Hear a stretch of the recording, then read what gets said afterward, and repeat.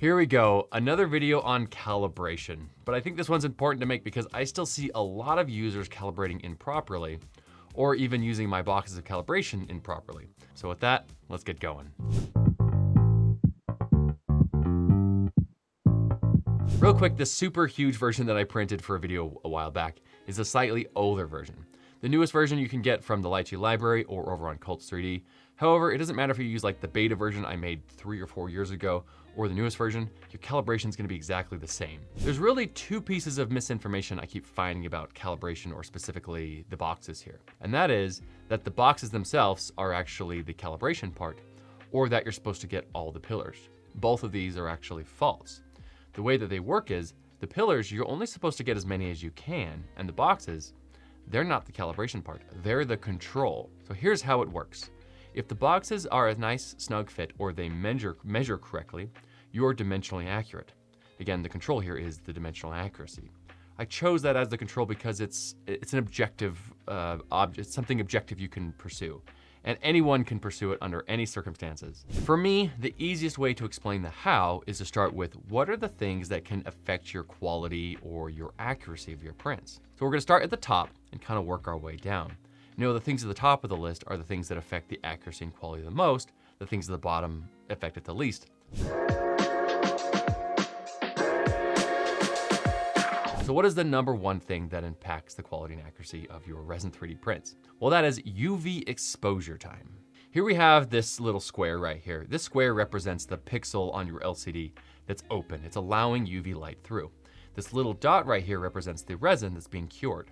Now, the longer that UV light continues to basically go through that open pixel and cure the resin, the larger and larger that dot's gonna be. It's gonna become a larger and larger sphere. Now, it's not gonna continue to expose or grow on all 3 dimensions equally. In fact, it's gonna hit Z, or the height, before it hits XY. The reason for this being is mostly just because the UV light is going to have a harder time penetrating through cured resin.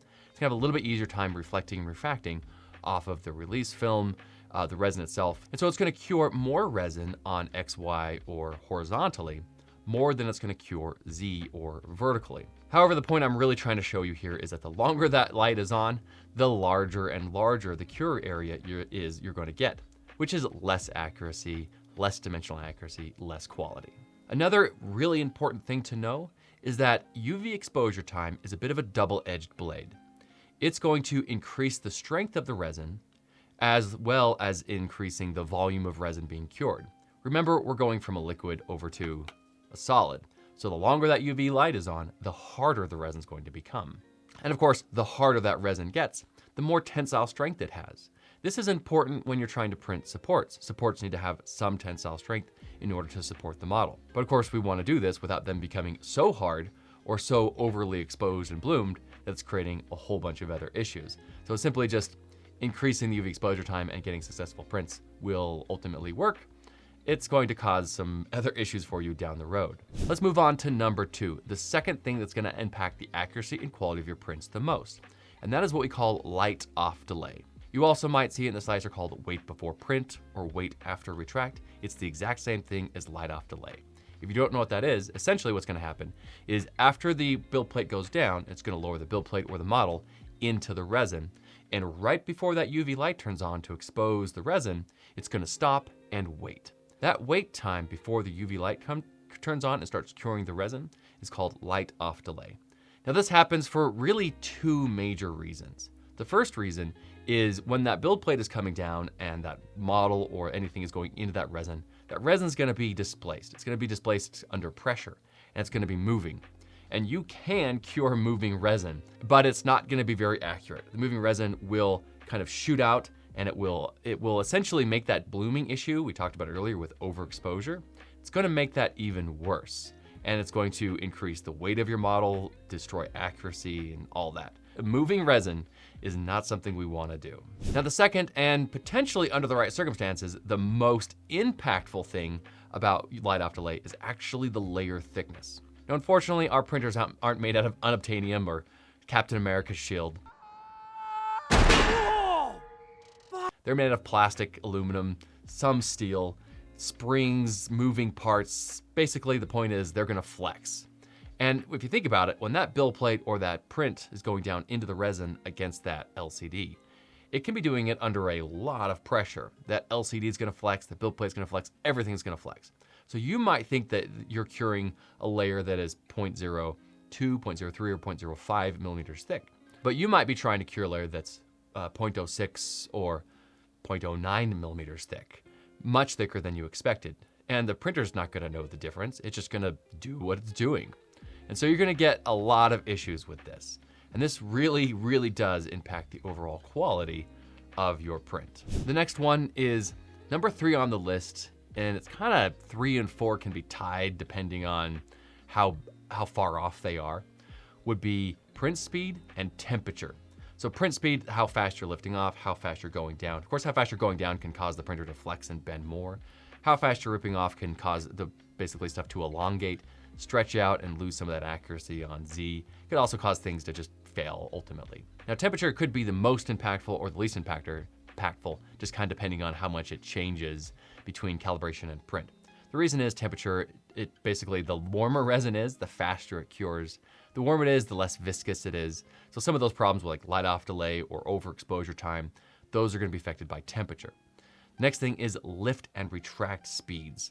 The faster you go down, the more pressure there's gonna be. That's that Z height thing we talked about. The faster you lift up, the more things can elongate, break, and stuff like that. And both of those will ultimately impact the overall quality and accuracy of your print.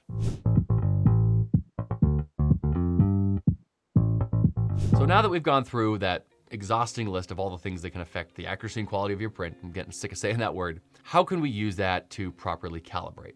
Well, again, the boxes here are dimensional accuracy. So by adjusting the exposure time, the light off delay, print speed, and controlling the temperature in our room to be consistent throughout the print for calibration and when we're printing, we can really dial in accuracy a lot. And in fact, using all the things except for the UV exposure time, by really dialing everything else on the list down, you can actually make the boxes physically shrink, which means you'll be using less resin. They'll be more accurate. In fact, you can make them shrink so much that they go from being underexposed, meaning you have to increase the UV exposure time to bring their accuracy back up. So for example, we have one that's supposed to measure 4 millimeters, 6 millimeters, and 8 millimeters. If you're using a lot of light off delay, slow down your speeds, and your temperatures are consistent, you could actually take a UV exposure time that was giving you 4, 6, and 8 dimensional accuracy and drop that down by 0.2, 0.4, 0.8 millimeters, where you have to, again, increase that UV exposure time to get the boxes to back up and measure dimensionally accurate. Now, how does this really play into the pillars? Well, remember, you're supposed to get as many pillars as you can while the boxes fit. Also remember that when we increase the UV exposure time, we do increase the blooming, which means the object will actually physically grow and consume more resin, but it will also become more strength, more tensile strength. And that's pretty much it. That's the balancing act. You're gonna be using all of these things that affect accuracy so that you could add more UV exposure time. Eventually you're gonna hit a wall, but once you hit that wall, hopefully at that point, you've either printed all the pillars or close to all the pillars, depending on what type of resin and printer you're using. On this part that I'm holding right here, it doesn't have this additional test, but on the new version, there's this little additional test right here. This is to help you visualize that Z accuracy. And this is what light off delay, or even the type of resin you're using, can really change how this test can read. However, if you need additional help with reading that part of the test or just using boxes or anything 3D printing related, make sure to head over to the Lychee Slicer Discord. We're always there to help you. If you could, hit that like and subscribe button. And as always, thank you for watching and have a good day.